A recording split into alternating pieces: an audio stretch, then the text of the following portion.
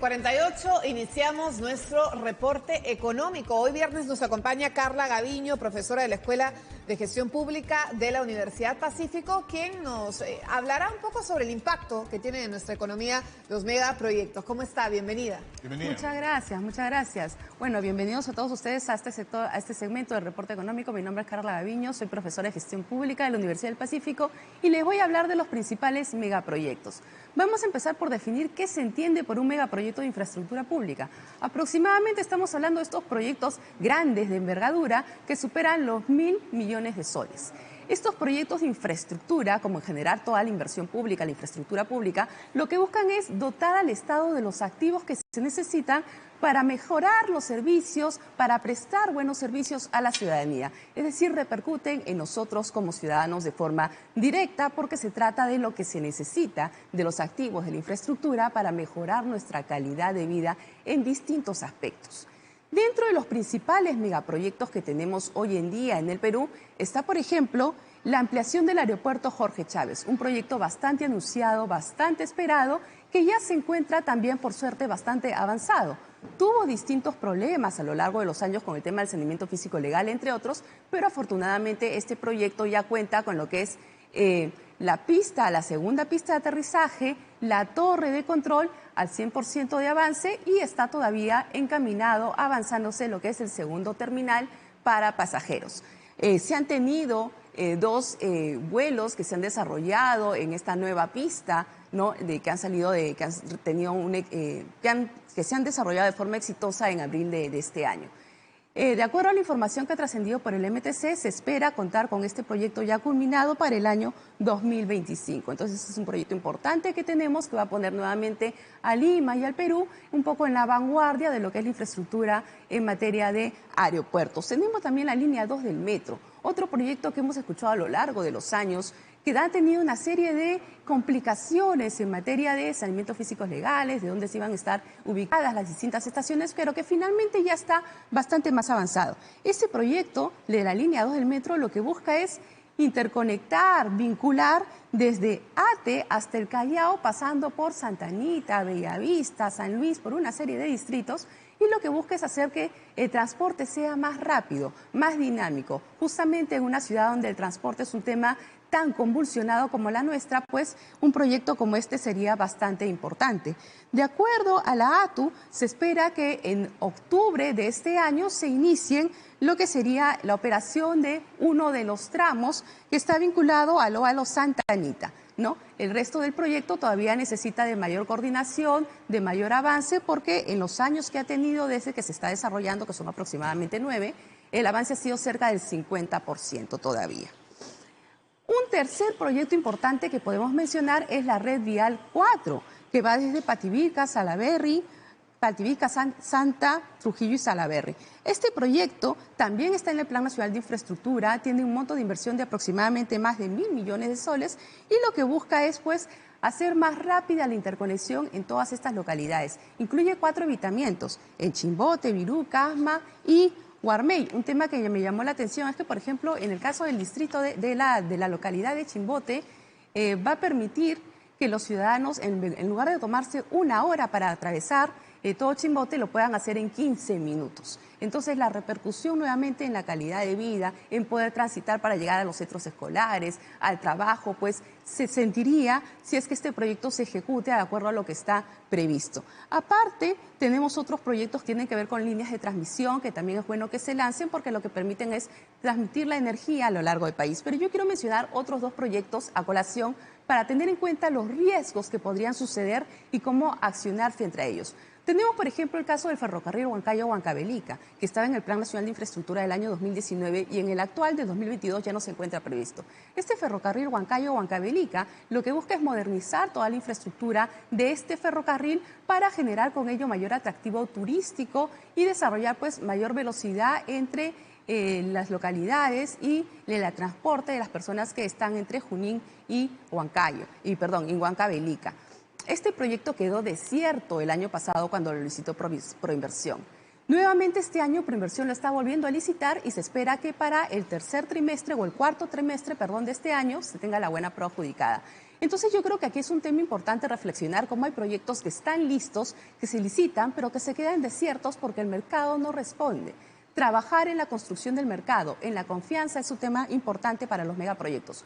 Maje Sigua, segunda etapa, es otro ejemplo de un proyecto grande, importante, que buscaba transformar más de 38.000 hectáreas de tierras ariasas en tierras más bien productivas, generando adicionalmente una serie de empleos importantes para toda la zona de Arequipa. No obstante, este proyecto, por una serie de aspectos técnicos, por una serie de temas que tienen que ver con liderazgo, con articulaciones, con financiamiento, con tomas de decisiones, con cambio de autoridades, con saneamiento físico-legal, parece que en el momento se está quedando más camino a un arbitraje internacional que a ser una realidad.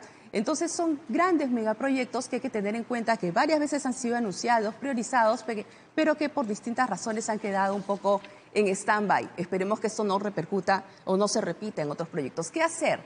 ¿Qué hacer en general con los megaproyectos? Bueno, yo tengo unos cuantos planteamientos que me atrevo a sugerir. Lo primero que nada, más gestión pública. Y cuando hablo de más gestión pública me refiero no solamente a mayor liderazgo que se necesita, mayor liderazgo, mayor articulación entre las distintas instituciones públicas, así como mayor capacitación y manejo técnico de los proyectos. Tener solvencia desde el inicio, buenos estudios de preinversión, buenos expedientes técnicos, te evita demoras y retrasos durante la ejecución. Hacer un adecuado cronograma del saneamiento físico-legal. Grandes proyectos de Plan Nacional de Infraestructura detenidos o demorados por temas que se pueden prever cómo manejar adecuadamente el saneamiento físico-legal, ¿no? Entonces hay una serie de aspectos ahí que mejorar, que se pueden aprovechar y por supuesto la generación de la confianza, tender puentes con el sector privado, importantísimo para poder desarrollar estos megaproyectos. La profesora, tenemos una consulta con respecto, por ejemplo, nos detalla la relevancia que tienen estos megaproyectos, pero ¿qué tanto impacta tener o no la licencia social? Hay un caso puntual, por ejemplo, en Chancay, ¿no? Este megaproyecto, este terminal portuario, que si bien es cierto va a tener un impacto importantísimo en nuestra economía, pero hay un sector muy reticente a la construcción, por ejemplo, de lo que ha sido este túnel y que, bueno, ha derivado en lo que hemos visto hace algunos días, el hundimiento de algunas viviendas. ¿Cómo se está trabajando en ese sentido? Yo creo que ese es un tema importantísimo que estás tocando y eso nos remite a lo que se tiene que hacer desde el inicio, cuando se hace adecuadamente todo el proceso de la infraestructura y la inversión pública. Uno de los pasos iniciales que normalmente se deja de lado para el final, pero que se tiene que abordar con más énfasis, inicio, claro, sobre todo en nuestro país, claro, es el tema de la matriz de involucrados. Acercarte a la población, explicarle cómo va a funcionar el proyecto, qué se espera lograr con él y recoger también insumos de la población para que sientan suyo el proyecto. La participación ciudadana es clave para conseguir esa llamada licencia social, entre comillas. Sin participación se siente algo en impuestos que viene de un escritorio y que no terminamos de entender cómo nos repercute en nuestra vida con la ciudadanía. Y eso es grave porque si la inversión pública y la infraestructura pública busca mejorarle la vida al ciudadano, el ciudadano tiene que sentirla como suya y comprender de qué manera puede aportar al proyecto y qué puede esperar de ese proyecto. Habría que, en todo caso, asentar un reformulamiento de cómo se ven precisamente este tipo de trámites y exigencias que finalmente van a beneficiar tanto a la inversión pública o privada como a la ciudadanía en el sentido de la licencia social y de repente muchas veces se habla del destrave, de las trabas que existen, de los procedimientos engorrosos o burocráticos cuando se presenta un proyecto de inversión nuevo. Habría que replantear, digamos, esta mirada para no verlo como si fuera una traba, sino más bien como un elemento que permita finalmente no tener otros obstáculos en el mediano o largo plazo mientras se desarrolla la Completamente de acuerdo. Todo lo que tiene que ver con participación ciudadana y rendición de cuentas no son trabas o trámites adicionales que tiene que realizar la autoridad.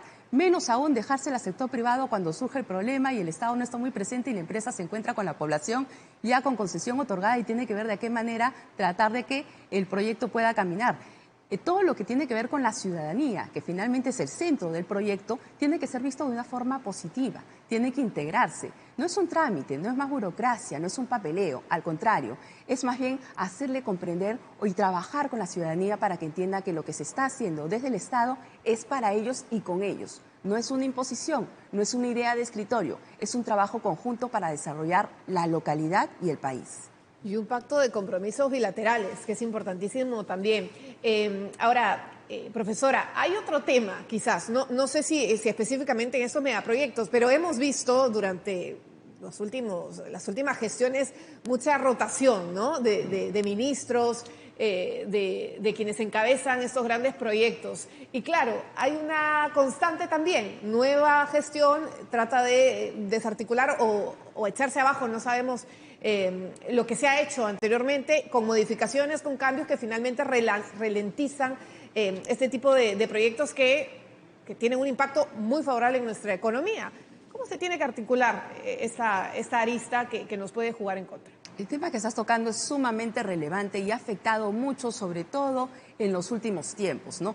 Tenemos que comprender que en todos los procesos de inversión pública, de APPs y de infraestructura pública en general, las máximas autoridades de nuestras instituciones toman decisiones, así sean autoridades políticas.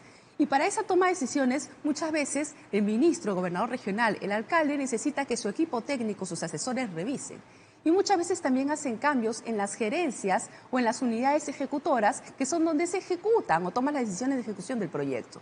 Entonces, cuando tenemos esta constante rotación en las cabezas, así parezca que están rotando solamente áreas técnicas, en todo lo que es gestión pública afecta, porque toman decisiones, dan los ok's, dan las aprobaciones para que se puedan desarrollar los proyectos. Y si esos cambios que se producen a ese nivel más alto de la institucionalidad pública repercuten en cambios en niveles más técnicos, el tema es mucho más grave.